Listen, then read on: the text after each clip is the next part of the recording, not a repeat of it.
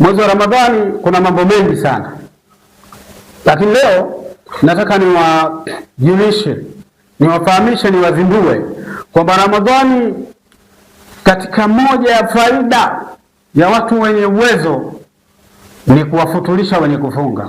Na uwezo sio lazima wa pesa mengi, bali uwezo wa imani na kujipangilia. Kwa mfano, Mtume sallallahu alaihi wasallam ametoa elekezo kwamba yote mwenye kumfunguza aliyofunga atapata malipo mfano wa yale anayoyapata yule anofunguzwa.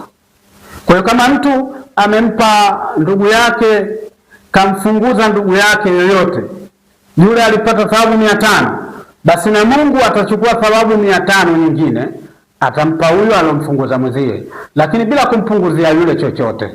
Ndio hadithi inasema hivyo, japokuwa nimeleta kwa Kiswahili. Futurisha mtu mwenzio kuna malipo makubwa sana, lakini ninachotaka kuzindua kwamba kumfunguza mtu hakuhitaji hela nyingi. Kwa mfano, ukiangalia hicho chenye kumfunguza ni chepi cha kumfuturisha mtu, yaani tumuite mtu kafuturu ni kipi? Ni kile kitu cha kwanza anachoweka mdomoni baada ya kuwa amefunga, sasa muda anafungua. Kwa hivyo Mtume akasunisha tende au maji. Sasa ukiangalia maji, sisi maji unaweza kukosa.